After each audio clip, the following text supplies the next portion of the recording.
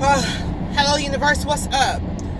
I just got done checking out the latest information about the Kobe helicopter crash, okay? The lead investigator that's on it came on and said that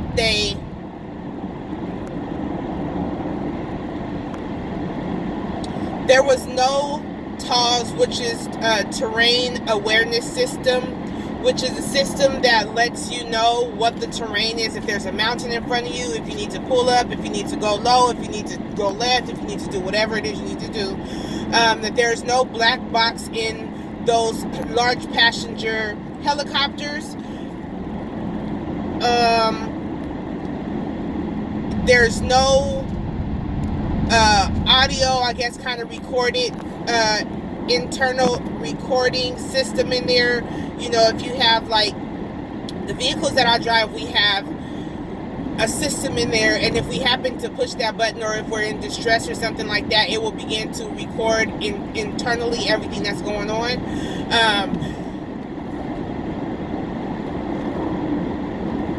They say that, and I'm pretty sure all of you guys have seen this. If you guys have not, I will link it down in my description box. But they say that the weather started to change very quickly. It got very cloudy. It got very foggy.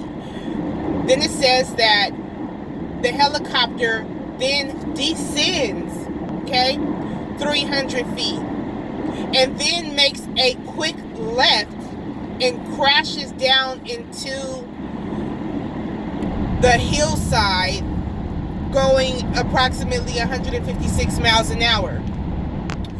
They say that at the speed he was going, traveling, I think it is 200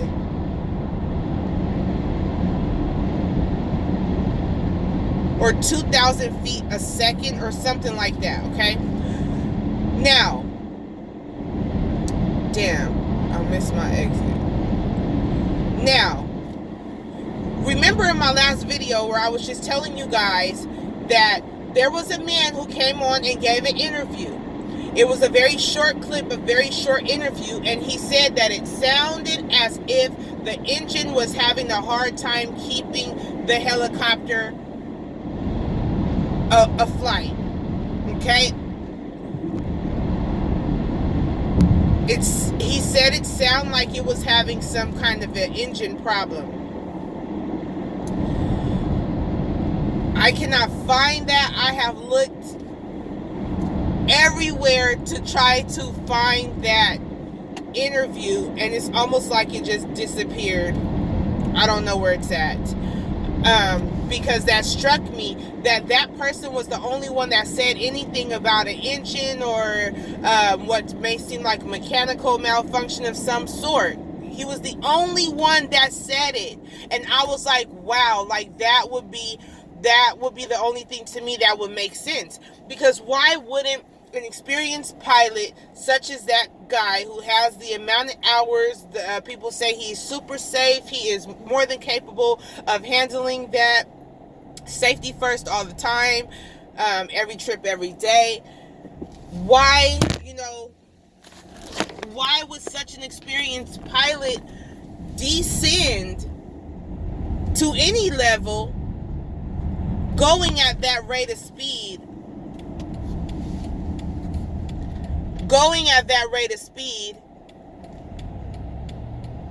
with all those people on his craft, and he's having a visibility issue? Why are you making quick left turns and judgments like that if you don't have a terrain system in your helicopter to suggest you do that? So, of course, with that being said, I do think that it happened very, very quickly. They said that it probably took a minute before it crashed. So really not enough time for anybody to really react, I suppose. the lady did say that they cannot rule out mechanical failure at this point, but there was nothing that they have in that helicopter to be able to prove what it was specifically. Now, I don't know why. Now, we seen Kobe standing in front of the Nike huge passenger helicopter. I don't know why he took out the dinosaur. I don't know when this helicopter was designed or whatever, but I would be thinking, hey, with the kind of money that I have, like, maybe I shouldn't cut corners in my mode of transportation. Why I'm not getting the top of the line. I've seen other people bring up the fact that it was not his helicopter. He was leasing it or renting it or something like that. So, he wouldn't be the one responsible for taking care of the maintenance of it. He wouldn't be the one responsible for taking care of the maintenance on it. But I still would think, hey, I got the dough. Let me go on ahead and get the top-notch one that got all the bells and the whistles. You know what I mean? It just seems like it just is a trip to me. Why wouldn't he pull up above the clouds? Why wouldn't he pull up above the fog? Clearly you're high enough to already to clear power lines and such. And if you were going to descend, why would you still be moving forward? Because helicopters hover. They know how to stay still for a very long time. So if you just weren't unsure, why continue to go forward, dropping and moving forward? Why wouldn't we hover and then hover to land it or try to drop it down slowly until we can see whether it's street, whether it's a parking lot, whether it's a whatever, you know what I'm saying? That's what I would think that I would be doing if I just found myself in the middle of, I'm either going to go straight up or I'm going to go straight down. But I'm definitely not going to be moving forward. As soon as that fog comes and surrounds me, I'm going to get my last visual on what I see around me, and I'm going to make a sound decision at that moment to be still, communicate, be still, either go as high up as I can until I can see, or go as low as I can. Okay? I guess the fog was so dense as well that they didn't even have them on radar. They couldn't find them on radar. So if they're telling me I can't find you on radar, that's what I would have to do. So I do. And then the little baby, they can't even identify her yet. I guess they're going to probably have to use dental records of some sort. So they've only identified 4 of the 9. His daughter not being one of them.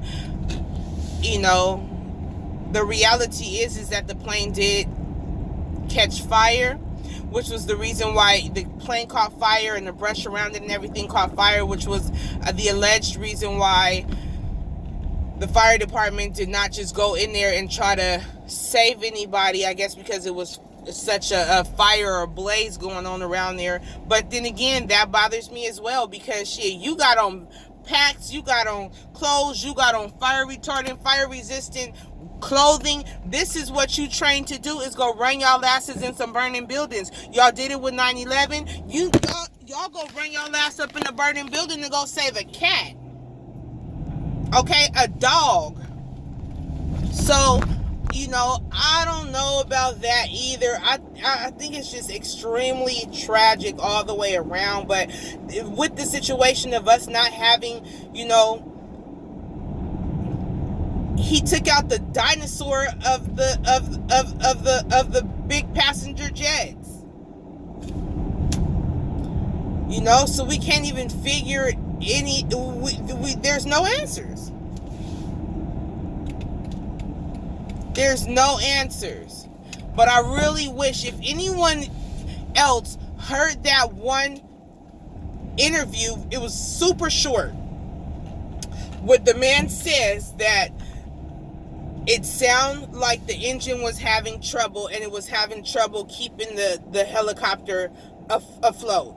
If anyone else heard that, if anyone else knows where to find that, if anyone else at all, like, even if you can't find it anymore yourself, if you heard that and saw that little tiny clip of an interview, please tell me that I'm not going crazy, because I know what I heard, and he was the only guy out of all these other people who said that, and now all of a sudden it's just mysteriously gone.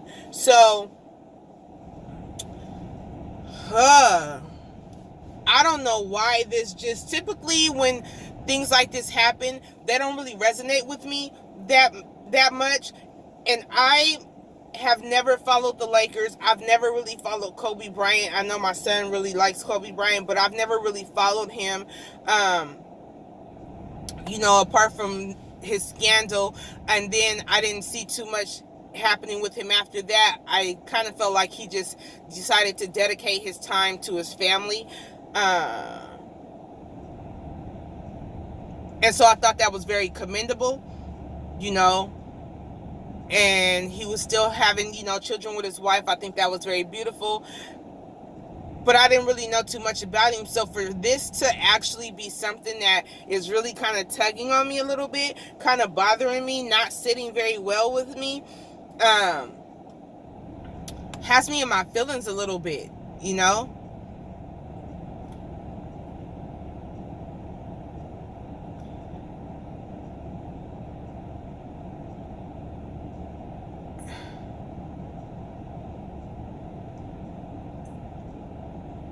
I just feel like there just needs to be some kind of resolution, because the actions of an experienced pilot like that do not line up with the actions of an experienced pilot.